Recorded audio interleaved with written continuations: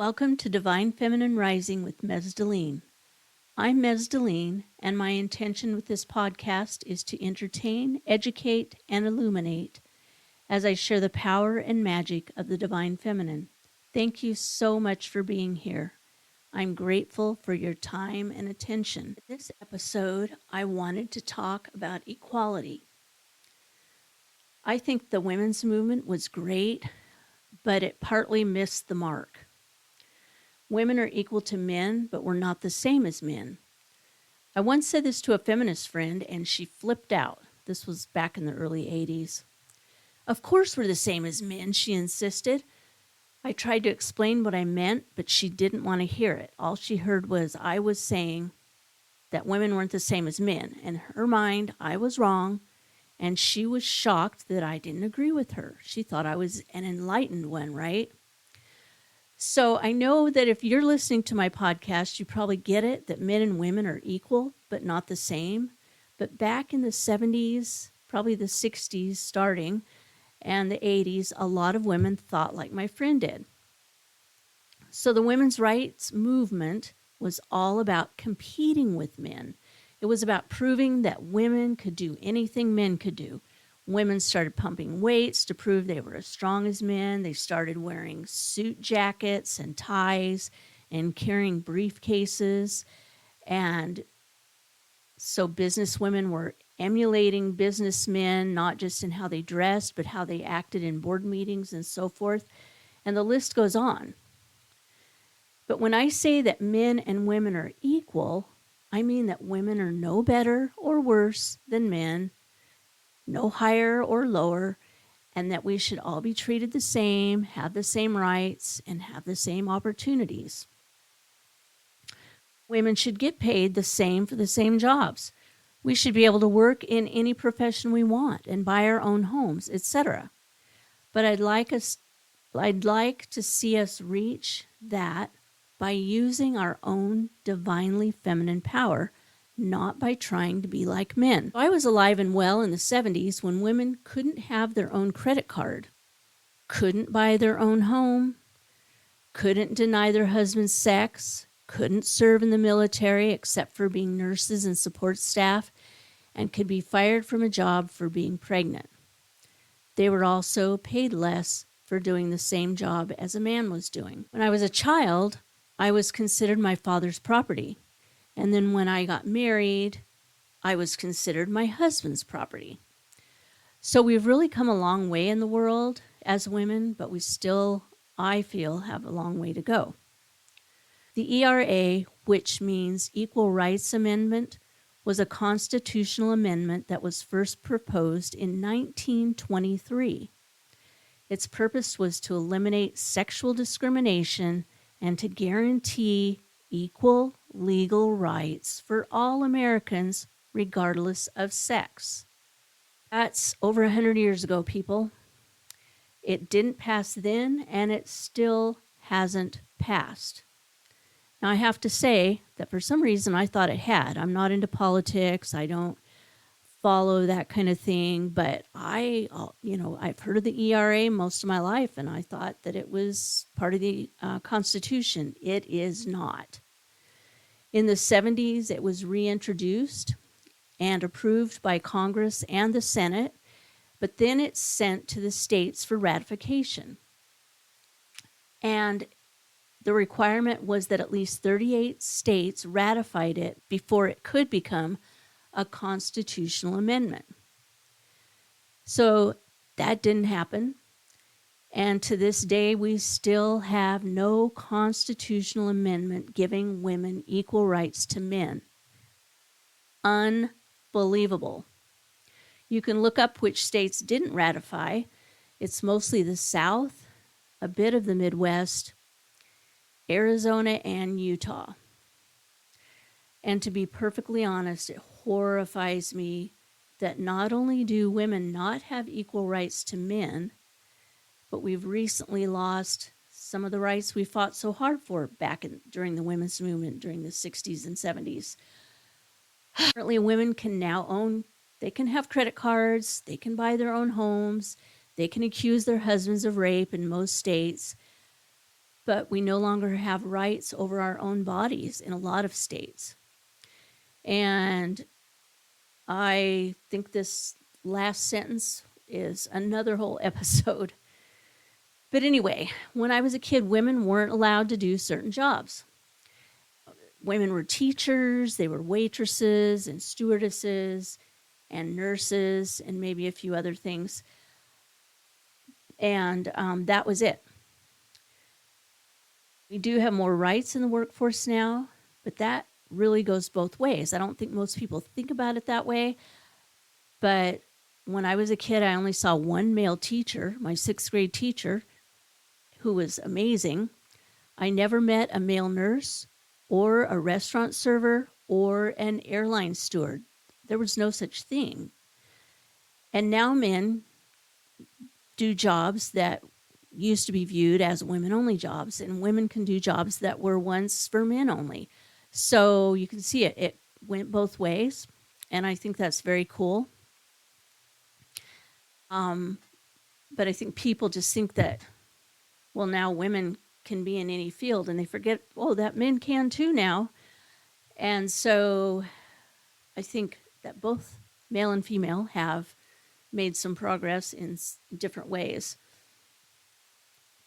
Back in the 60s, if women were in the military, it was only as a nurse or support staff, like being secretary.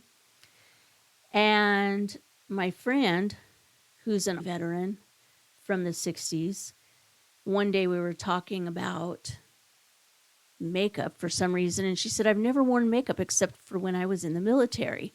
And I thought, well, that's weird. And I said, what do you mean? Why did you wear it in the military? In my mind, I thought that'd be the last place I'd be wearing makeup, right? And she said, well, when she was in the military, they were taught how to properly apply makeup. And they were told that the women were there for the soldiers' morale. And so it was important that they wear makeup and be pleasant so that they had a positive influence on the men. Married or pregnant women weren't allowed to enlist at that time. And if they were enlisted and they got pregnant, they were discharged. She told me stories about a couple of people she made friends with during boot camp who they got discharged because one was pregnant and I think the other one was married or got married after enlisting. And so anyway, times have changed. In 2013, it was decided that women would be allowed to serve in combat. And in fact, the military is one of the few places that women are paid the same as men when they do the same job. So that's cool. However, statistics show that overall, women are paid at least 16% less than men, even doing the same job for the same amount of time. They have the same experience, and they're paid 16% less. That is so not okay. So anyway, I'd like to come back to my first statement. The women's movement was great, but it missed the mark. It's true that the movement helped us gain rights, but like I said, we did it by competing with men, by trying to be like men. And it just felt like to me that women didn't just join the workforce, they also joined patriarchy. And by that, I mean they played by men's rules instead of by women's rules or creating their own way of doing things. And it's been an uphill battle ever since. I have a little bright spot I wanted to tell you about. I recently read an article in NPR about a woman named Monica Harwell. And in 1991, she was the first woman to climb utility poles for the company she worked for. The first time she climbed up, she got to the top of the pole and she was hanging 50 feet above the ground, and she started painting her nails. And when I read that, I thought, I just kind of shook my head. Are you kidding me? But when people asked her about it, she said she wanted them to know It was a woman up there, and she wouldn't let them paint her into a corner. I loved this story. I loved how this woman did a job that had only been done by men, but instead of acting like a man, she maintained her femininity. I just love that.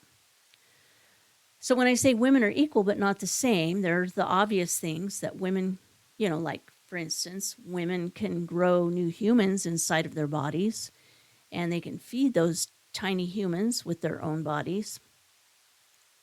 And personally, on a side note, I think that alone makes us even more powerful than men.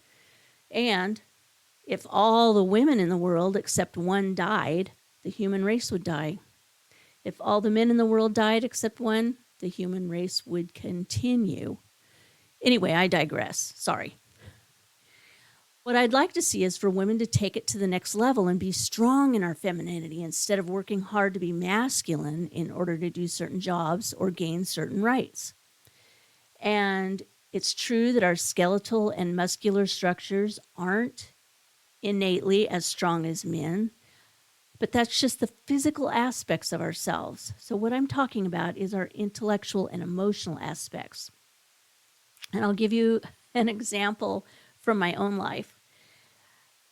My husband at the time bought a big freezer, and it wasn't a chest freezer, it was an upright one, and it was big. And it was delivered, and they set it in the driveway, and it stayed in the driveway for weeks, and weeks turned into months. And I would ask my husband, when are you going to put that thing in the garage? And he'd go, oh, I'll get around to it, right? And so one day I was tired of looking at it. It was in my way. It was in the driveway. It was ridiculous. So I moved it in the garage. When he came home from work, he said, what man did you get to move that for you into the garage? And he was all huffy, right? And I said, I moved it myself. And he said, no, I want to know who moved that for you. And I said, I moved it myself. And what I'd done is I'd kind of pushed it up a little bit. It wasn't full, so, it was heavy, but it wasn't that heavy. And then I pivoted it a tiny bit, and I rocked and pivoted and rocked and pivoted. And it took me a while, but I got it into the back of the garage. And so I explained to him how I did it, and he just looked at me like, whoa, right? And so I didn't think the same as him. For him, it was about brute force, right? I didn't have that brute force. I couldn't just pick up a freezer and move it. And so I had to use my brain instead of my brawn. So when I was younger, I asked why women weren't allowed in combat, why they weren't allowed to be bosses, because at the time I never saw any women that were in charge of anything. And the answer was always, women are too emotional to do certain jobs. And I always knew that was baloney, but it wasn't until I was an adult that I had experiential evidence to back up my belief. And what I observed is that, at least in my life, men were much more likely to be ruled by emotions than women, and usually, sadly, that emotion was anger. So another example of that same husband, the reason we bought the freezer was because we needed to store more blackberries for our restaurant because we made a lot of blackberry pies and stuff. And our restaurant was very successful. We were in a really small town, and everybody loved my husband's food. He was a great cook, and he was very friendly, and everybody loved him. But once in a while, he would get mad about something and decide to make a change. For instance, we had outside seating for smokers, and one day he got really mad at a smoker and decided he was going to eliminate the outdoor seating. This was one incident out of many with him, and each time I would ask him, are you making this decision based on what is best for the business, or are you making it out of emotion? And he always had to concede that, yes, indeed, he was making it from an emotional place, not from a place that was best for the business. I've seen that a lot, where men run more on emotions than women do. I think that's partly because, as women, we've been kind of suppressed and oppressed, and like for me, especially in my life, and there was a lot of abuse and everything. So a lot of downsides about that, but one of the upsides is I learned to control my emotions, right? I can control my emotions. I can be epically calm during the most traumatic storm. And because of that, I've been able to help, like, for instance, being the first one on the scene of an accident and people pretty much mangled, and staying calm and being able to help these people. So sometimes I think about that. I think that my life experiences, which were really hard, were also a blessing in disguise in some ways. I think that women are seen as more emotional because women cry more easily than men, but that's not the truth. We are not more emotional because we cry more. That's societal conditioning. Men are taught it's not okay to cry. Women are taught it's okay to cry. So men are conditioned too. It's not just women being conditioned, but we're conditioned that it's okay to express tears, but it's not okay for men. And so it makes us look like we're more emotional, but we're not. Men are feeling the same feelings. They just aren't expressing it. So I feel like as women, our emotional strength is often overlooked, and our emotional passion and compassion has such a depth of power that it's world changing, or it can be world changing. So empathy is a superpower that women also have that I believe is overlooked far too often. Empathy is the ability to feel what others feel, and it gives us an insight into people and situations that non-empathetic people miss. It helps us be more compassionate when we can tune into the feelings of others, and it helps us see situations more clearly. When you have empathy and someone walks in the room and you just feel right away that something's wrong and you say, "Are you okay?"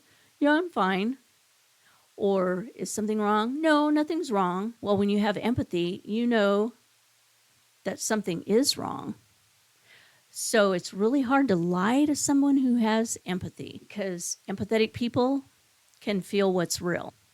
Intuition is another superpower that women have, and the dictionary describes intuition as the ability to understand something without the need for conscious reasoning.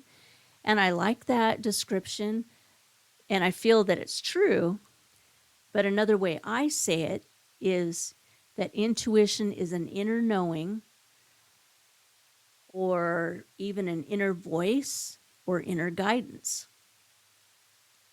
So an example of that in my life, one day my daughter was really young. I think she was 3, and she's sitting on the front seat of the car. That was before car seats. And we were in a Volkswagen bus, which means there's no like front end, the motor's in the back. And so it's just kind of like you're right there. No buffer in front of you.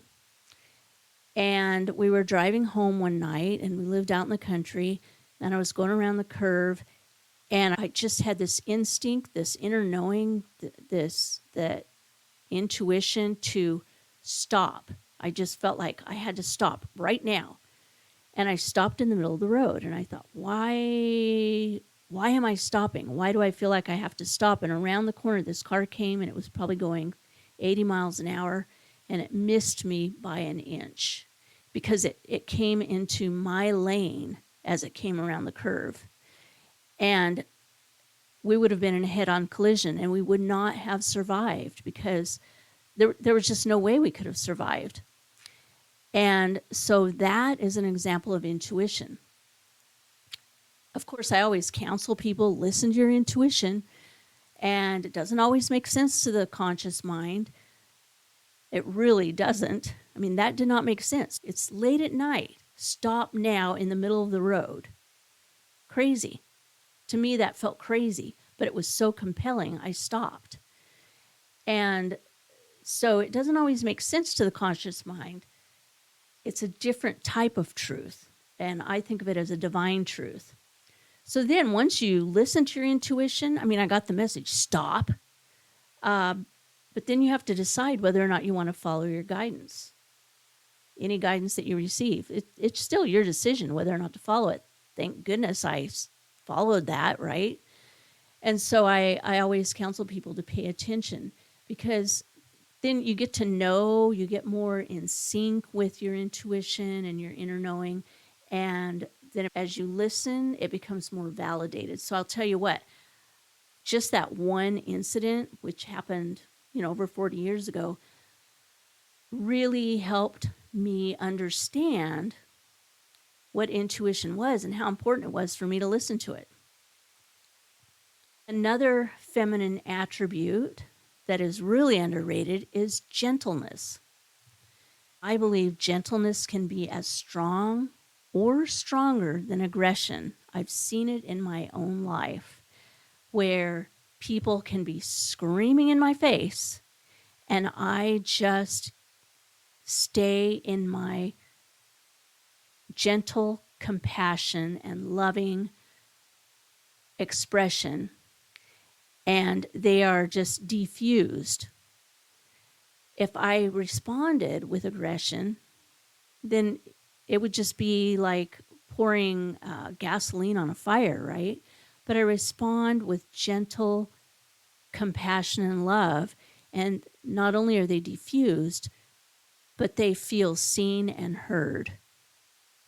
And so it's really a powerful thing to understand that gentleness is just as powerful or more powerful than aggression. So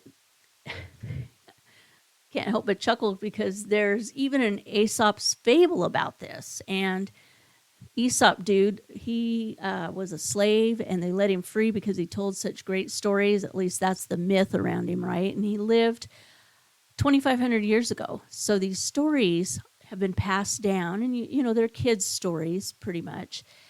And I wanted to end my episode with this Aesop's fable, and it's called The North Wind and the Sun. The north wind and the sun had a fight about which one of them was stronger. While they were disputing with a lot of bluster, a traveler passed along the road beneath them, wrapped up in a cloak. So the sun says to the wind, "Hey, I have an idea. Let's agree that the strongest one of us can strip that traveler of his cloak." And the north wind was like, "Okay, sounds good to me." He was very sure of himself, and just sent a cold, howling blast at the traveler. And so with that first blast of wind, the traveler wrapped his cloak closer around him, right? And the harder the wind blew, the tighter he held it to himself. And the north wind kept blowing harder and harder, but the traveler just kept holding his coat against him tightly. And so then it was the sun's turn. And the sun began to shine. And his beams were gentle and pleasantly warm after that bitter cold of the north wind. And the traveler unfastened his cloak, and let it hang more freely because he was warming up, right? And then the sun's rays grew warmer and warmer, and the man took off his cap, and then he took off his cloak, and the sun was the winner, right? So the moral of this story that they tell children is kindness and gentleness prevail over violence and force. So I didn't know about this story when I came to my own belief around that. And I found this story when I was teaching second grade 3 years ago. And it was like, hey, validation, gentleness can be stronger than aggression. So, anyway, I just feel like the story is a great representation of that. I believe that women have the power to create and manifest positive change by using love, empathy, compassion, intuition, and gentle persuasion, and that those powers are divinely feminine assets that can heal humanity. I really believe this. I really believe that as women, we need to step up to the plate and to embrace our own divinely feminine power and use it for the good of all. I hope I've given you some good food for thought today, and that you take some time to look inside of yourself and really see how powerful you truly are, because you are more powerful than you can imagine. And I love you so much.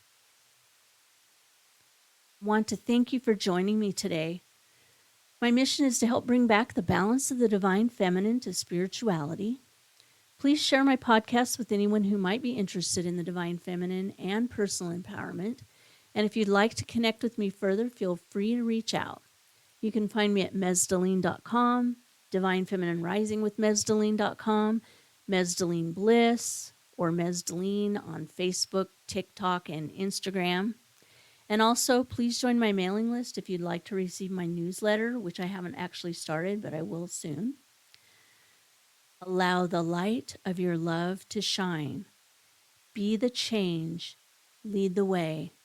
And always remember, your light of love is a needed gift to the world that only you can give.